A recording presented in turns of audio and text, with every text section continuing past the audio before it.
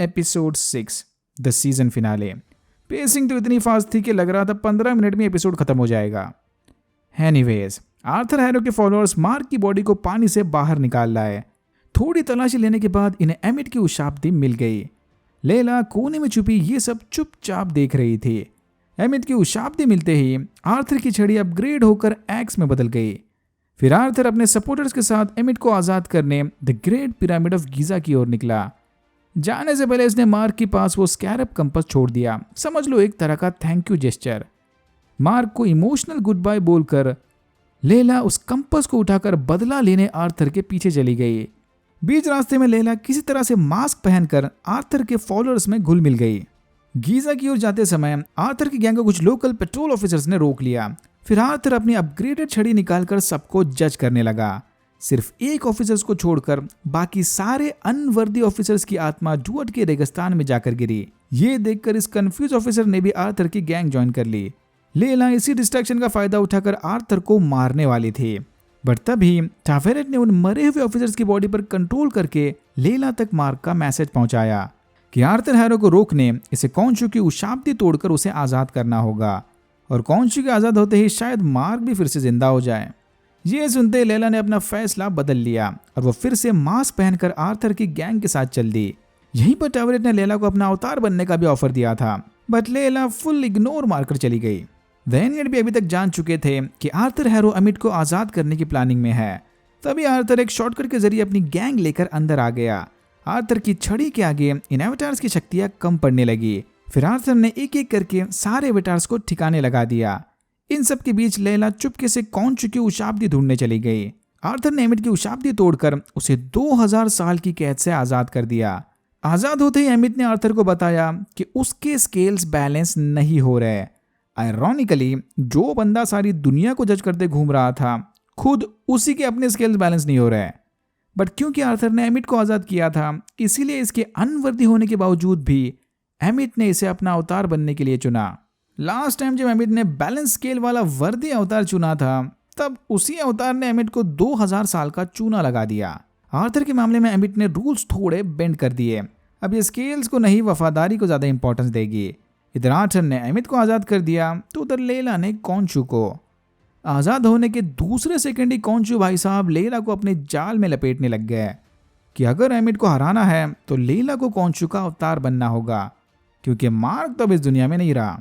But लेला कहाँ इसके झांसे में आने वाली थी। लेला से रिजेक्शन मिलने के बाद कॉन्शू अकेला एमिट से लड़ने चला गया। कॉन्शू को आजाद देखकर फाइनली आर्थर को याद आया कि अरे लेला के बारे में तो हम भूल ही गए थे। उधर फील्ड ऑफ रीड्स में टावेरेट ने मार्क को बताया कि उसका हर्ट अब कंप्लीट हो गया है, लेकिन स्टीवन की कुर्बानी से मिली पैराडाइज में मार्क को कोई इंटरेस्ट नहीं था। जहां जाएंगे दोनों साथ जाएंगे। टावेरेट ने मार्क को चेतावनी दी कि एक बार यहां से वापस निकलने पर मार्क कभी फील्ड ऑफ रीड्स में वापस नहीं आ सकता। बट मार्क टावेरेट की बातें इग्नोर करके स्टीवन को लेने वापस डुआट के रेगिस्तान चला गया। स्टीवन ओसाइरस के गेट के ठीक सामने फ्रीज होकर बैठा था। यहाँ स्टीवन को एक जबरदस्त इमोशनल स्पीच देने के बाद मार्क ने उसका कंप्लीट हार्ट स्टीवन के हाथ में रख दिया। मार्क भी अब धीरे धीरे रेत में जकड़ने लगा। ये फुल हार्ट के दोनों के हाथ में जाते ही ओसाइरस का गेट खुलने लगा और दूसरी ओर से आई रोशनी ने मार्क और स्टीवन दोनों को आजाद कर दिया। इससे पहले कि रेगिस्तानी तूफान इन दोनों को निगल जाए, इन्हें जल्द से जल्द गेट को पार करना होगा। लेकिन तभी एकदम ऐन मोमेंट पर टावेरेट उधर बोट को ड्रिफ्ट करती हुई चली आई और रेत के तूफान को बीच से काटकर दोनों की वहां से भागने में मदद की। गेट को पार करते ही मार्क की आत्मा वापस उसके जख्मी शरीर में लौट आई। मार्क का प्रेजेंस फील होते ही कॉन्शू फिर से अपना ऑफर लेकर मार्क के पास चला गया, बट इस बार की कंडीशन थोड़ी अलग थी। मार्क और स्टीवन कॉन्शू की मजबूरी का फायदा उठाकर उससे निगोशिएशन करने लगे। पहला कि अब मार्क और स्टीवन दोनों साथ मिलकर बारी बारी कॉन्शू के सुपर पावर्स यूज करेंगे, और दूसरा कि एमिट का प्रॉब्लम सॉल्व होते ही कॉन्शू इन्हें आजाद कर देगा। कॉन्शू के पास इनके टर्म्स को एक्सेप्ट करने के अलावा दूसरा कोई ऑप्शन नहीं था। थोड़ा ईगो शीगो दिखाने के बाद आखिरकार कॉन्शू मान गया। फिर हमने देखा कि ओसाइरस का अवतार किसी तरह आर्थर के हमले से जिंदा बच गया था। इसने मरने से पहले लेला को बताया कि अगर एमिट को ठिकाने लगाना है तो उसे पत्थर की जगह किसी ह्यूमन की बॉडी में कैद करना होगा। अगर पत्थर में कैद कर दिया तो उसके टूटते ही वो फिर से आजाद हो जाएगी, बट ह्यूमन बॉडी में कैद कर लिया तो उस इंसान के मरते ही एमिट भी मर जाएगी। लेकिन इस काम के लिए इन्हें और ज्यादा अवतार की जरूरत पड़ेगी। इतना बोलकर सेलिम ने दम तोड़ दिया। लेला समझ गई कि एमिट को हराने की खातिर उसे टैवेनेट का ऑफर एक्सेप्ट करना होगा, लेकिन एक शर्त पर। यह टैवेनेट का बस टेम्पररी अवतार बनेगी। ऑफर एक्सेप्ट करने पर टैवेनेट ने लेला को बताया कि उसके पापा फिलहाल फील्ड ऑफ रीड्स में पीसफुल टाइम बिता रहे हैं। ये सुनकर लेला काफी खुश थी। उसी के पापा की याद में टैवेनेट ने लेला को निहायत ही कूल लिटिल स्कैरब थीम का कॉस्ट्यूम या आर्मर दिया। सुपर पावर्स वापस मिलते ही मून नाइट फुल स्पीड में उड़ता हुआ गीजा की ओर चला गया। यहाँ आर्थर पिरामिड के ऊपर खड़ा होकर कायरो के लोकल लोगों को धड़ाधड़ जज किए जा रहा था। एमिट सारे अनवर्दी सोल्स को गटक कर धीरे धीरे बढ़ती जा रही थी। कॉन्शू जायंट रूप में आकर एमिट से लड़ने गया, तो दूसरी तरफ मून नाइट और मिस्टर नाइट बारी बारी से आर्थर और उसके फॉलोअर से लड़ने लगे। कुछ देर बाद ही लेला भी इस लड़ाई में शामिल हुई। लेला को अवतार के रूप में देखकर मार्क और स्टीवन काफी इंप्रेस थे। अब ये दोनों या तीनों मिलकर आर्थर की गैंग से लड़ने लगे।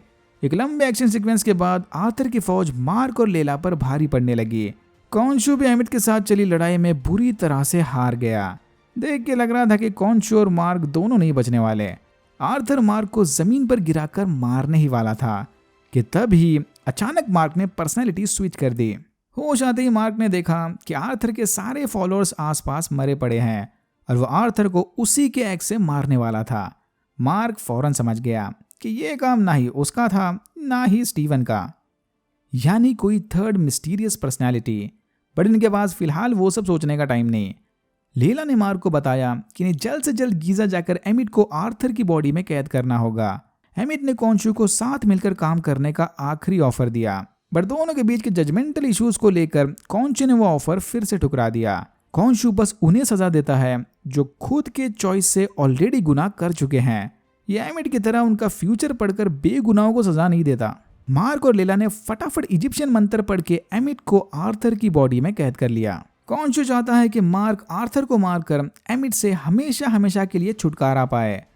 पहले तो मार्क फुल ऑन मूड में आकर आर्थर को मारने चला गया, बट लेला के समझाने के बाद इसे रियलाइज हुआ कि इधर तो कॉन्शू की बातें भी एमिट की जैसी लग रही है। आर्थर आगे क्या करेगा वो बिना जाने ही इसे कैसे मार दें। अगर एमिट से छुटकारा चाहिए तो कॉन्शू खुद आर्थर को मारे। इनकी डील बस एमिट को हराने तक हुई थी। अच्छा होगा कॉन्शू अपना वादा पूरा करके मार्क और स्टीवन को आजाद कर दिए। थोड़ा सोच विचार करने के बाद कॉन्शू मान गया। कॉन्शू के कैद से आजाद होते ही जब स्टीवन और मार्क की आंख खुली तो उन्होंने देखा कि वो फिर से पटनम हॉस्पिटल में हैं। बट इस बार मार्क को अच्छे से पता था कि ये रियलिटी नहीं बल्कि माइंड प्रिजन है। मार्क और स्टीवन ने डॉक्टर हैरो को भी दिखाया कि ये रियलिटी नहीं बल्कि उनके दिमाग की उपज है। इन्हें अब डॉक्टर हैरो के इलाज की कोई जरूरत नहीं। इतना बोलकर ये दोनों इस फेक रियलिटी से बाहर निकलकर दुनिया को बचाने चले गए। बट क्या ये दोनों वाकई में माइंड लूप से बाहर निकले? होश आते ही मार्क ने देखा कि वो स्टीवन के अपार्टमेंट में सो रहा था, बट इस बार स्टीवन की कॉन्शियसनेस भी इसके साथ थी। यानी ये दोनों अब एक टाइम पर साथ मिलकर एक बॉडी शेयर कर रहे थे। फिश टैंक में रखे ये दो गोल्ड फिश भी शायद इसी बात का हिंट है। एक दिमाग में एट अ टाइम दो कॉन्शियसनेस। लेकिन बेड से उठकर थोड़ा आगे जाते ही मार्क धड़ाम से नीचे गिर गया। यानी इनका पैर अब भी इस बेड से बंधा पड़ा था। बट अब क्यों? वह इसे भी एक साइन समझ लो। मार्क और स्टीवन को लगता है कि वो कॉन्शू की पकड़ से छूट गए, बट रियलिटी तो कुछ और ही थी। मिड क्रेडिट सीन में हमने देखा कि एक unknown Spanish killer Arthur harrow को साइकेट्रिस्ट हॉस्पिटल से उठाकर अपनी लीमो में ले गया। लीमो के अंदर सूट बूट पहना कॉन्शू बैठा था। ये वही सूट है जो स्टीवन मिस्टर नाइट का रूप लेते वक्त पहनता है। एनीवेज, कॉन्शू को अपने सामने देखकर आर्थर ने उसे बताया कि वो खुद चाहकर भी आर्थर और एमित को नुकसान नहीं पहुंचा सकता। फिर आर्थर ने इसे एक बॉम्ब न्यूज सुनाई कि वो कभी भी लेला को अपना नेक्स्ट कैंडिडेट बनाने नहीं वाला था। पता नहीं मार्क को ऐसा क्यों लगा कि लेला उसका नेक्स्ट कैंडिडेट है। जरूरत ही नहीं थी। मार्क को जरा भी आइडिया नहीं कि उसका दिमाग एक्चुअल में किस हद तक ब्रोकन है। कॉन्शू सीक्रेटली मार्क की थर्ड पर्सनैलिटी के साथ मिलकर काम कर रहा था, बैड एज स्पेनिश किलर जेक लॉकली। फिर जेक ने बिना टाइम वेस्ट किए आर्थर और एमिट को गोलियों से भून डाला और यहाँ होता है सीजन 1 खत्म। मार्क स्पेक्टर की थर्ड पर्सनैलिटी इतनी पावरफुल है कि वो जब चाहे तब बॉडी पर कंट्रोल करके अपना मिशन पूरा कर सकती है। इसी पावर की वजह से शायद मार्क और स्टीवन हमेशा उन हादसों को इग्नोर कर देते थे जैसे कुछ हुआ ही नहीं है, बस ब्लैकआउट फेज था। जेक ने उन इजिप्शियन गुंडों को मारा आर्थर के आदमियों को ठिकाने लगाया और इस ताबूत में भी यही बंद था।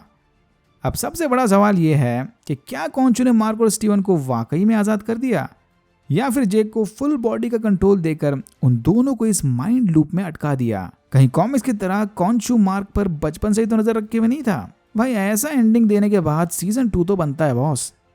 होपफुली अगर टाइम मिले तो एक सेपरेट थियरी वीडियो भी बना देंगे, बट फिलहाल के लिए इतना ही। अगर आपकी वीडियो अच्छा लगा तो please like share and subscribe for more videos like this. मैंने ऐसे और भी वीडियोस बनाए जिनके लिंक्स आपको डिस्क्रिप्शन बॉक्स में मिल जाएंगे। Thank you very much for watching and I am hoping to see you in my next one.